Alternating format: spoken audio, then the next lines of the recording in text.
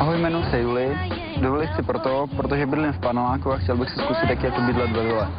Mám rád fajn lidi, pohodu, žádný stres.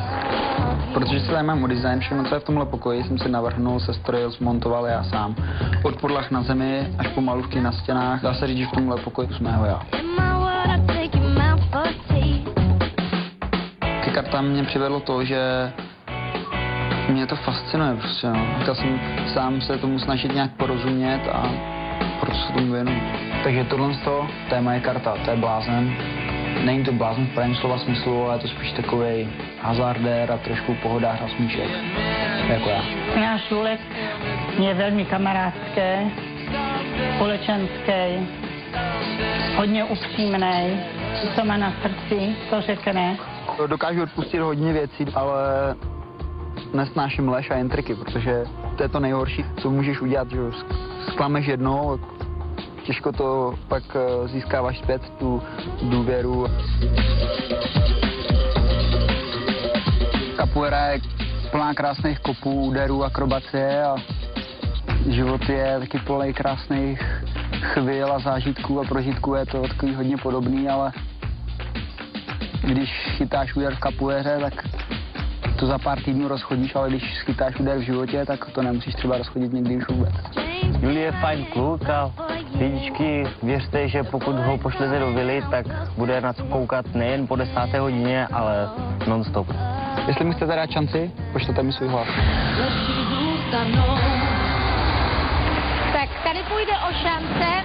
Julie má před sebou. Juli, pojď!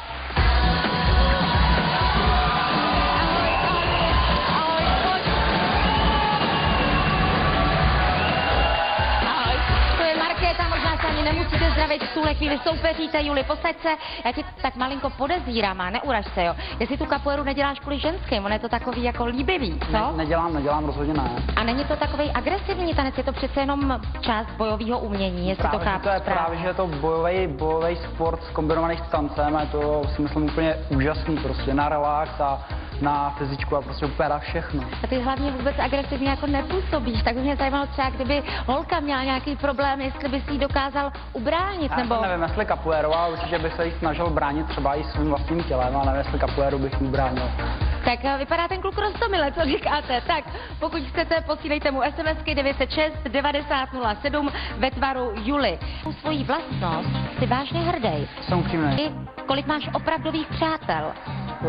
10. Juli, co tě vždycky dokáže rozesmát? Hloupost. Juli, na co sázíš, když chceš zaujmout dívku?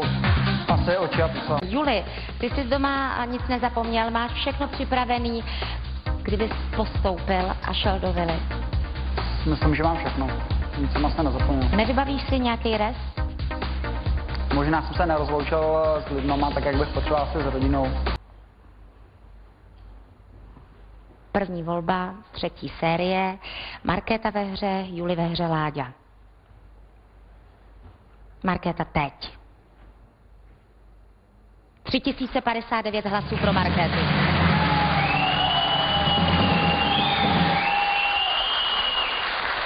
A máme tady Juliho, tak poprosím finálový výsledek pro Juliho teď. 7044. A poslední je Láďa, ukažte nám to, jak dopad. Teď. 1343. Juli je prvním vítězem volby třetí série.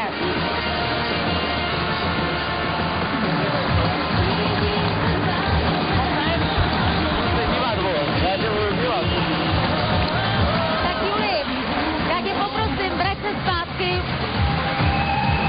Juli se stal vítězem, od téhle chvíle si náš.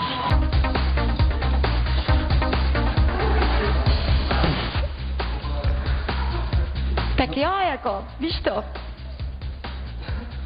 Zbaleno máš. Tohle bylo jen tak mimochodem poslední rozloučení. Čeká tě neskutečná dřina. Ale splnil se ti sen, tak pojď, jdeme!